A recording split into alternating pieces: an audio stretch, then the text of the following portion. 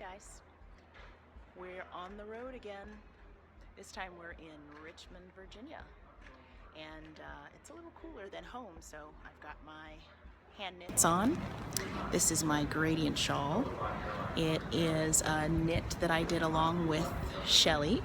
We worked on this together earlier in 2016, and it's a pretty simple garter ridge stockinette pattern, but it's really long. So I can wrap it around a bunch of times for cool weather like here.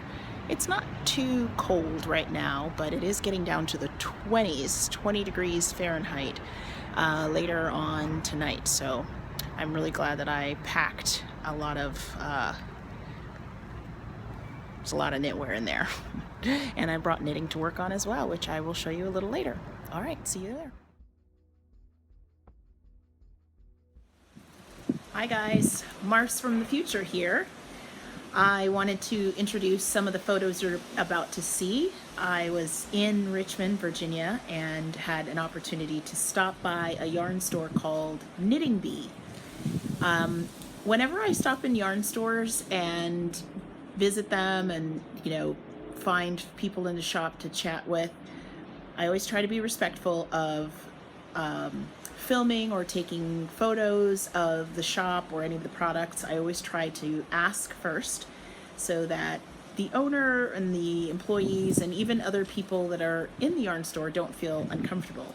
So I just wanted to give you a heads up that I only have photos of the interior of the shop because I was there on a day when the owner was not present at the shop, and the employees were not super comfortable with me doing video shots without having her there to give permission. And I respect that. So I did ask about taking pictures and was able to just grab a couple shots of some of the beautiful yarns they had. And I managed to get a couple souvenirs, some new needles, some Addy Turbos that I'm using on a new pair of socks that I'll talk to you about in a little bit. And I got some stitch markers from Coco Knits. So managed to get some good souvenirs, did not buy any yarn, not buying any yarn for a while. But I enjoyed walking around and petting the yarn in there. So yeah, that's the little photo set that you'll see next.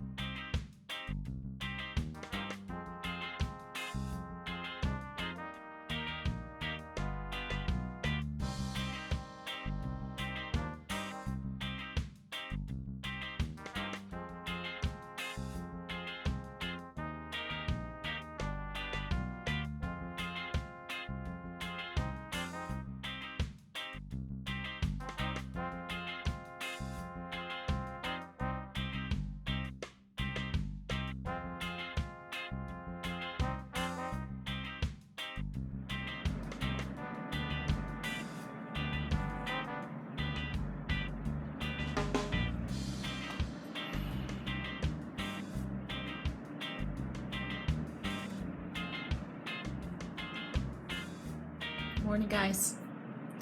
You're used to this by now. When I travel and decide I want a podcast after just being up for a while, this is what you get. I have only a few hours before my work meetings begin, so I've been catching up on some things, and I have been doing a bit of knitting. It's a great thing early in the morning to start out with. So I pretty much do that whenever I travel. And I'm working on a project that I just have fallen in love with, which some of you who follow me on Instagram have seen pictures of. It's a simple triangular shawl knit in 2 different DK weight yarns. I'm sure I have pictures of this up somewhere by now. The main body yarn that I started with is a Sprout DK from the Fiber Seed. The owner and dyer is Lindsay. And then the rest of the body is On the Round Everyday DK. in a color called Blue Moon. It's got some beautiful speckles in there of teal and green and burgundy, and its base color is very similar to the slate color of the Sprout DK. So I'm loving the two of them together. This is just an improvised pattern where I've done some garter ridges and a row of eyelets, and then I striped the two yarns together, and then another garter ridge. So just moving through with some simple yarn over increases at the edges and on either side of the center stitch to make a triangular shape. I'm really enjoying it. Both of the yarns are so squishy and very easy to work with. I've been doing a lot of fingering weight projects. If you've been following me for a while, you've seen a lot of socks and fingering weight shawls. So DK feels like a luxury to my hands, but I'm loving it. So it's one of my larger knits that I have going on right now, and I think I'm just going to go until I finish the yarn. I actually used one ball of the Sprout DK already, and I am most of the way through the Blue Moon, and I'm just going to go until it's done. I can't wait to wrap this around my neck. It's going to be great. Hello again. For those of you who are new viewers to the podcast, just a heads up, I often record my podcast in segments at different times because that's what fits my schedule the best. So I am recording after returning home from my trip to Virginia, and happy to be back here in what I call my nest with all of my crafty goodies. Got my project bags and works in progress and things lined up in here. And I have had a very restful weekend of making so far. So I'm going to wrap up this episode. It's not a very long one, but I'm glad that I've been able to share some things with you so far. The shawl that I talked about earlier in the episode that I'm working on with the fiber seed and on the round yarns has progressed very well during the course of my travel. I finished the skein of Sprout DK. I finished the skein of On the Round Everyday DK in Blue Moon. So the slate and Blue Moon, I think they go beautifully together. And because the Blue Moon has some pops of purple and burgundy, kind of a wine color in there, I've decided on a bright red border to finish it off. And in order to accomplish that border, I'm going to hit up some of my resources and see if I can create a custom border from this book, the Knitting and Crochet Stitches, the Ultimate Source Book of Knitting and Crochet Stitches. It was put out by Reader's Digest. I got this book from my local library, another great resource. I'm very proud of the craft book section that they have there. There's tons of books available. I actually was there this weekend and picked up some other books. I've got the Sock Knitter's Workshop. That has some really helpful tips for all different kinds of sock construction. The New Knitter's Template. This book is going to be very helpful for some sweater plans that I have. It has a lot of great tips and techniques about how to construct different types of sweaters and how to do measurements and get a custom fit and style. And then I also picked up this book, which is The Knitter's Book of Knowledge by Debbie Bliss. It's huge.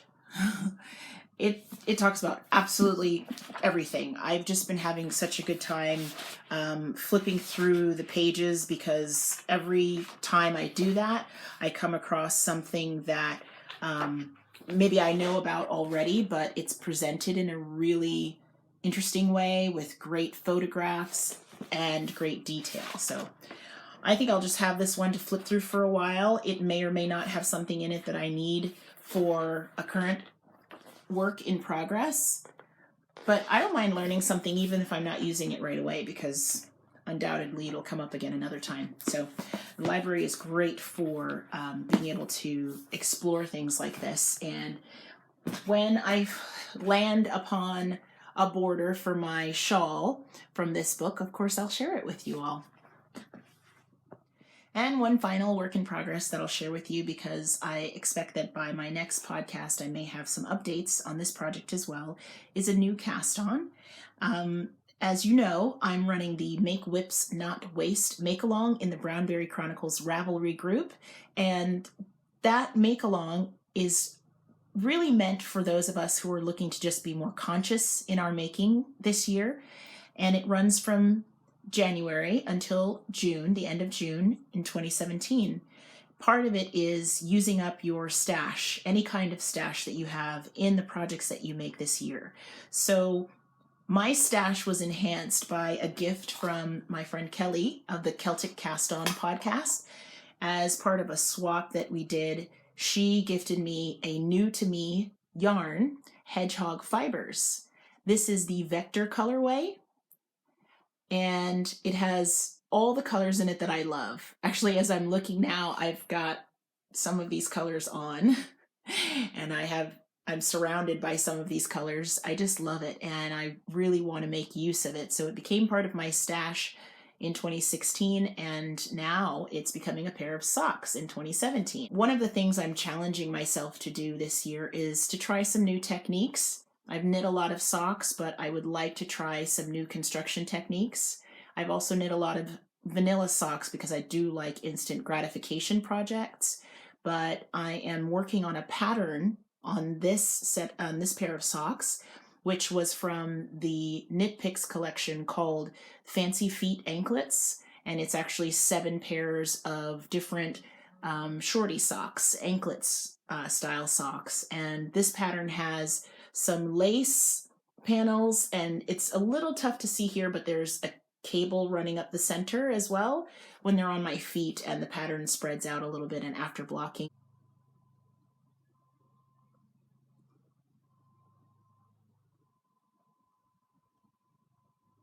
it will show up more. But for now, I just really actually love what that patterning is doing to the variegated colors in the yarn, and I just love how they're coming out. I also find that I'm enjoying the knit. It's a 3-stitch 4-row repeat, so it's not very difficult to remember. And I'm using some new needles, the ones that I mentioned that I got at Knitting Bee in Richmond, so it's a nice souvenir. I'll keep you guys posted on this. I hope that some of you have stash knits that will help free up your brain space and your creative energy this year by using stash materials.